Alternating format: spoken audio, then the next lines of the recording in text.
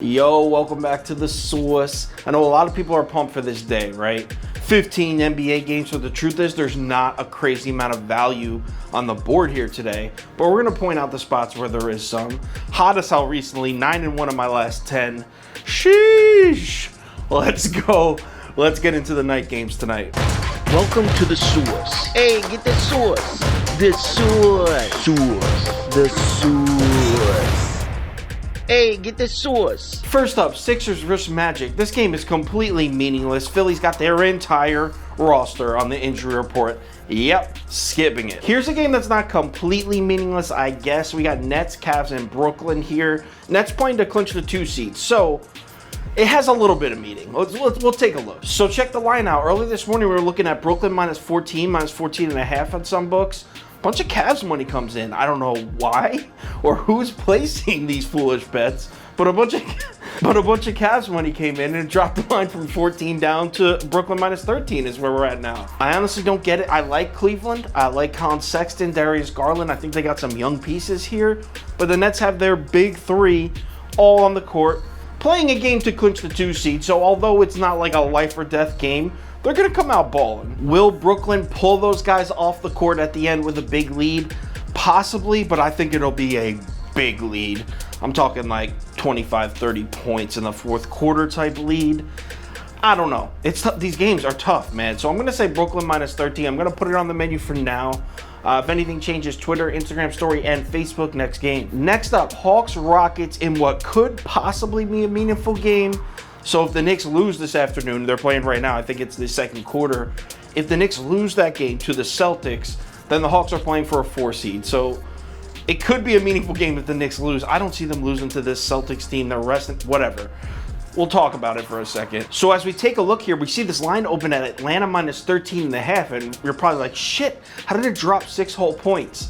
That line opened before last night's game happened. When the Heat lost to the Bucks last night, that practically locked Atlanta into the 5 seed. That put them in a position where they needed New York to lose this afternoon. So that's why the line dropped all the way down to 7.5 as of this morning, or as of around noon, because everyone's pretty much realizing that this is most likely a meaningless game. As of right now, the Hawks don't have anybody listed on the injury report. Kevin Huerter's probable. That's it.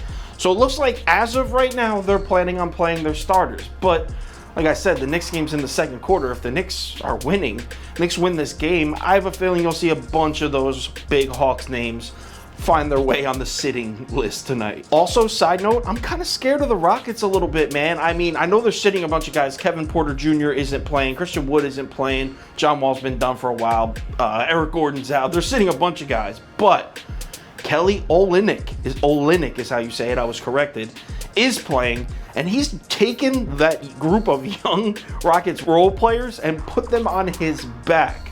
So I'm scared to fade the Rockets right now, especially in a meaningless game. So if the Knicks win, I might try to get a Houston +7.5 bet in as soon as possible, because that line will probably drop. So as for right now, I'll put up Houston +7.5, but like I said, who knows? If anything changes, Twitter, Instagram story, Facebook next game. Pistons versus Heat in Detroit. This is another game where if the Knicks beat the Celtics this afternoon, it's completely meaningless. If the Knicks win, Miami is completely locked into the 6th seed and playing for literally nothing. So if the Knicks lose, see if you can get Miami -6 real quick, but it's going to shoot up. So who knows? Again, for another game, who knows? If anything changes, Twitter, Instagram story, Facebook, next game. Next game up, we got Blazers Nuggets in Portland, and this is a really weird Western Conference situation here. So if Portland wins, they're out of the play-in. They clinched at least the 6, possibly the 5 if Dallas also loses. And the Lakers lose. It gets confusing. I'll explain it in a second. So like I said, if Portland wins, that means Denver loses. Obviously, they're playing each other. Denver will most likely drop below the Clippers, assuming they win, to the 4 spot, and they will play Dallas. So it'll be Denver versus Dallas in the 4 versus 5. Now, if Denver comes out and beats Portland today, most likely the Lakers are going to sneak up to the 6, and Denver's reward for beating the Blazers today, what do we have for them, Johnny? They get to play LeBron and the Lakers in the first round. So I would never be like, yo, this team's trying to lose this game, but I mean, for real, lose the game and you get to play Luka Doncic, win the game, and you have to play LeBron in the first round. I might be losing this game. I'm telling you, I'd personally be tanking if it was me.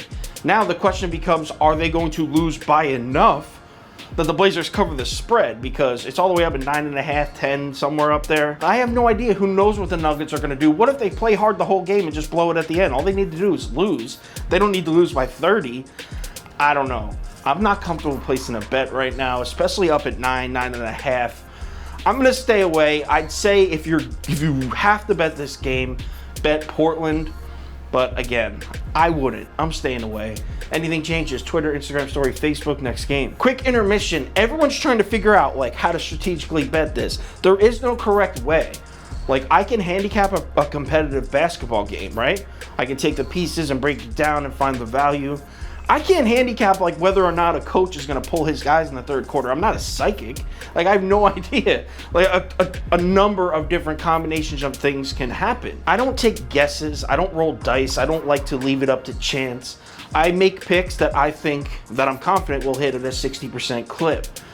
There's not many of them here. Next up, Pelicans, Lakers in New Orleans. Right now, you got to be thinking, oh, Lakers -8, right? They're playing to get out of the play-in game. This game's meaningful for them. Yeah, but it starts at the same time as the Blazers game. And if they look up at the scoreboard, if LeBron looks up at the scoreboard and see Portland's up 25 points on Denver, their game becomes meaningless. So who's to say Frank Vogel just pull everybody and be like, well, doesn't matter, we can't get the 6th seed, might as well say f it. That's what I'm saying. This whole night is crazy. I'll be staying away from this one as well. I'm sorry, but like I said, I don't make guesses. If anything changes, Twitter, Instagram story, Facebook, next game. Next up is Bucks versus Bulls. This game's completely meaningless. Don't even waste your time. Don't even waste your money on these games. I thought Chicago was going to finish the season out hard, right? They looked like they were like, yo, we're going for it. We're selling tickets next year. We're showing everyone we're real. But then they sat Zach LaVine last game. So I don't know. Like I said, don't waste your money. Don't make guesses. Anything changes, Twitter, Instagram story, Facebook, next game. We got one. Kings, Jazz, and Sacramento. Here's a game. The Jazz are going to play hard. They're playing to clinch a 1 seed. Donovan Mitchell's still out, but I'm not too worried about it. Mike Conley's back in the lineup. Sacramento's sitting their main 4 guys. Fox, Bagley, Rashawn Holmes, and Harrison Barnes. All sitting for the Kings. Easy 8.5 here. Even if it's up to 9.5, even if you have to bet 9.5, I like it. I'm throwing it on the menu. Jazz -9.5. Anything changes, Twitter, Instagram story, Facebook, next game. T-Wolves, Mavericks. All right, here's where this Western Conference thing gets a little confusing, and I'm going to explain it to you, and I'll use graphics so you understand. So the Mavericks are in the 5 seed, currently 1 game up on both the Blazers and the Lakers, right? So here's where it's a little weird. If the Lakers and Blazers both win, so if they both win, then the Mavericks are able to lose because they own the 3-way tiebreaker, which is very confusing. So if the only way the Mavericks lose the 5 seed is if they lose and the Blazers beat Denver and the Lakers also lose, because it can't be a 3-way tie, then Dallas still gets it. So is it a meaningful game? Well, yeah, kind of. Dallas is playing to keep that 5 seed, but hold up. What the hell's the difference between the 5 seed and the 6 seed in the Western Conference this year? You're going to be playing who? Denver or the Clippers? And you don't even know who's going to be where. Like, you could be playing Denver at 3 or Denver at 4. You could be playing Clippers at 3 or Clippers at 4. So what kind of strategy? Like, there is literally no difference between the 5 seed and the 6 seed in the Western Conference playoffs this year. So how meaningful is the game for Dallas? I mean, do they even care? I wouldn't. It means nothing. The only thing that would matter is if the Mavericks are at risk of dropping into the playoff tournament, which is not mathematically possible. They only can drop to 6, and that's if they lose, Blazers win, Lakers lose, like I said. So I guess you want to say Dallas -6.5 is the right play, but Minnesota's been playing hard. I'm staying away, man. This shit is crazy. I'm staying away. If anything changes, Twitter, Instagram story, Facebook, next game. Next up, we got Thunder, Clippers, and OKC. And then at first glance, you're like, oh, Clippers -8. They're playing for something. Are they, though? They're tied for the Nuggets for the 3 and 4. If they win, they need the Nuggets to lose to grab the 3. But again, you're going to play Dallas at 4 versus 5 or Dallas at 3 versus 6. The only possible advantage would be if the Clippers face the Nuggets in the Western Conference Finals, they would get home court. But the chances, like, when's the last time a 3 and a 4 went to the Western Conference Finals? I don't see it. So again, how much are the Clippers really playing for? Do you think they care that much that they're the 3 or the 4? Like, There's not much value here, I'm telling you, and I'm sorry. I know you're watching this video like, yo, let's make some money. Let's not force it. How about? The playoffs are about to start. I'm staying away from that game as well. I guess Clippers -8 is probably the right pick, but I'm staying away from that game as well. The value for today was in the early games. I sent that email out. But here's what I will do. I think we can find some value live betting tonight.